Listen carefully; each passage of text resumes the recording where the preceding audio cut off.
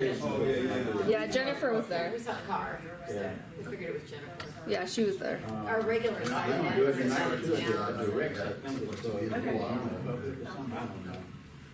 good. So she can do some of the early shows and let people Touch know. it too much. I know, I'm like, See It's it. all very delicate. it's right there in my face. Okay. All right, well, I guess I'll go ahead and get started. I'll do my best to fill in for the mayor. I know he's better at this stuff than I am, but I got a few talking points here that they gave me. I'll read off. Obviously, we just had our escape workshop, and lots of good information. 2 big projects that I can see definitely happening, because there's a lot of creative stuff that can be done to implement. I don't know if it's public or not yet, but there's 2 large projects, one at Bruce Beach and also one at hashtag, they're calling it, which is Main Street South, Convidencia. And so I believe they're going to be giving another presentation to the county today, and then have the public reveal tonight. Where is that at? The public presentation? Right. I see, that's right. Next, there's a couple of new hires at the city. Assistant City Attorney Heather Lindsay and Sanitation Fleet Manager Director John Pittman. Heather is from Lindsay & Lindsay EPA in Milton, where she serves as the Vice President and Attorney, and she is also the Mayor of the City of Milton. John Pittman comes from DeKalb County, Georgia, where he was the Assistant Director for Residential Collections, and the city's very excited for both of them to get started. They will start today. They will start today? Yeah. Okay, right. Next, the fire department hosted a car seat rodeo on Friday at Fire Station Number 1, and gave the parents the opportunity to come down and have their car seat installed, or show them how to install their car seat. And if any other parents missed that, or they'd like to come by, they can stop by any Fire Station Number 1 or Fire Station Number 6 to have it checked, their car seats checked, and they also call the police department at 436-5200 to schedule an inspection of their car seat. Fire department. The fire department? Oh yeah, let's go fire department. Sorry. Again, I can't read. So. Okay, the police department is hosted about 60 local kids last week for Camp Friendship, which gave youth ages 5 to 10 an opportunity to learn about public service, first responders, and good citizenship. The camp offered a variety of fun activities, including arts, crafts, and games. The participants also got to go on some field trips to see the Blue Angels, the Navy Yard Museum, police department, and the fire department, and also the IHMC. And finally, FDOT wants your input on safety improvements for West Cervantes Street, which we've been talking about for a while. They're hosting an information station today from 11 a.m. to 2 p.m. at Saigon Oriental Market in Delhi at 604 North Pace Boulevard. So be sure to stop by and get information and give your input. And those are my talking points, and now I'll attempt to answer any questions you guys have. We just said, How does this work? You just raise your hand? we yell at you and then you. Okay, yeah. We usually fight over who gets to Okay. Y'all just go back and forth. We just after this big presentation, talk a little bit about what your impressions were, and then also maybe some of the funding involved in some of the 2 big projects. Well, my first impression, especially the hashtag portion of what Escape presented, is they've been talking about road diets for a long time and how we have 12-foot lanes, and that's way too big. We can go down to 9 foot in some cases, but most likely 10 foot.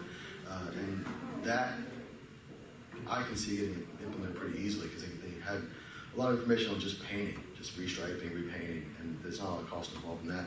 Some additional curbings and some planters.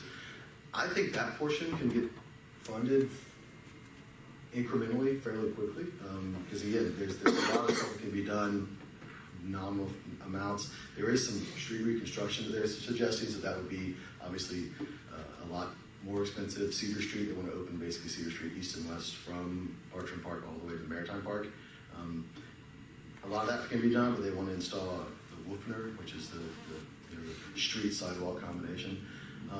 That to me would be the most expensive part. There's a lot of planting and stuff, but really a lot of the planting can be done from the Tree Planting Trust Fund. I mean, we have $700,000 in there that we can access. Now, the city council has put a moratorium on that, so they'd have to lift the moratorium before that funds could be accessed, but that's a good place to start.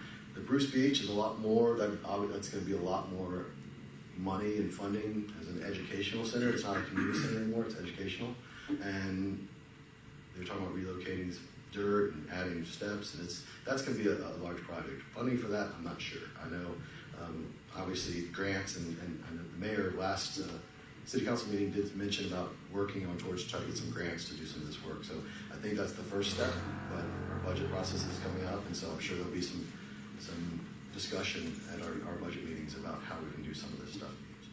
On the Cedar Street expansion, I don't remember where the front gate to Port Royal is in relation to Cedar. Is it viable without taking property, or how does that connect? Because I know that'd be an impediment in my mind, but I don't know how it works exactly. That was brought up, and I'm not quite sure the west end of the Cedar Street connector that goes. It's already in. Well, I say it's in place right now. It's a crepe myrtle tunnel that's right there. It does basically get into the Port Royal entrance, and so I think you'd have to go up to Main Street around and then to the park. So I don't think there's a direct connection between the west side of Cedar Street to the Maritime Park. There is a back area where the Beck building is right now that is a path, but then I do know that Port Royal Street, I don't know how we would actually do that. I know that was city property at one point, right? So is it so? Donnie, you know better than I do. I think the sign is actually from city property, but I'm not positive. I think there is a connection. I think that it can be made, but I don't think the city's have to take any property to do it. Cameron? Cedar Street, I guess, being the best example. Philosophically, how do you, not economically, but philosophically, how do you feel about that? You know, the quasi-closing of the street? It's not a very heavily traveled street, I know, and I think the idea of the combination pedestrian slash motor vehicles is a good idea, especially if we can connect it from Bartram Park all the way over. There's all those railroad tracks there, and I think that's going to be kind of tough to do, but if you do open it up, there is going to be more traffic, and so, you know, the idea of the Wolfner is a good idea to me. It's just one of those things that's kind of like roundabouts, you know, in America that people don't really, they see a roundabout and they get kind of scared of it. So I like the idea, especially because it's not a major road, a thoroughfare, and if you did open up and it was a Wolfner from the very beginning, then I think people could do it. But if it was a heavily traveled road right now, I wouldn't be for it. Insofar as paying for everything, how do you feel about refinancing the ballpark money? That's a lot of money.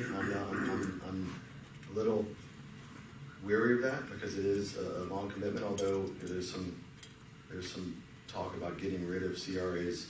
I know that this is one step to ensure that this CRA stays in place until the debt's forgiven or paid for. And so there's that portion of it. I'm a little leery of that refinance, but you know, if the numbers work and you can use the money towards something that would improve that property as well as the property around it, then I can see the benefit of that. Sir?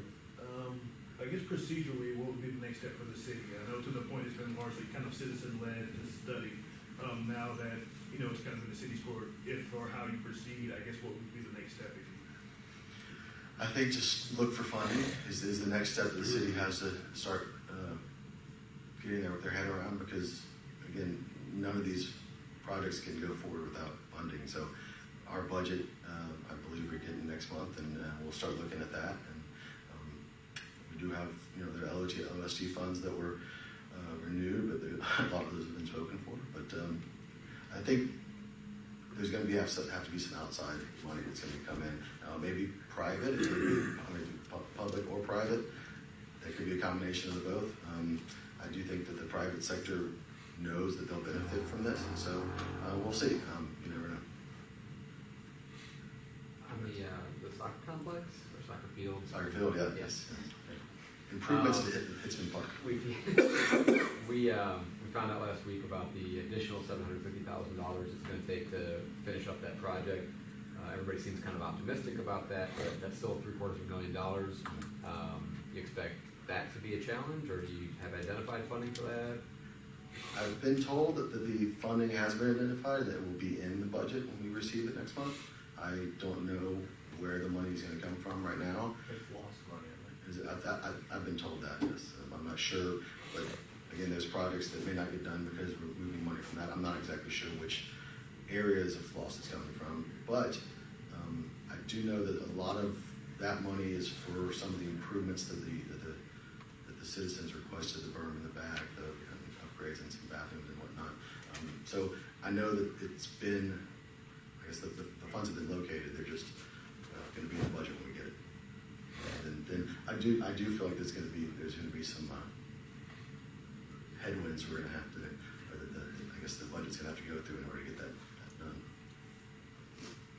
Was y'all approval of the YMCA deal kind of implicit approval of that 750 when it comes to it? Well, I think if we didn't approve the deal, it would be an implicit that we didn't want to spend that money. But I can see that that's a positive sign that we passed it even knowing it's going to cost an extra $750,000 because that was common knowledge whenever we had the vote. So I do think that it's a step in the right direction. Let's put it that way.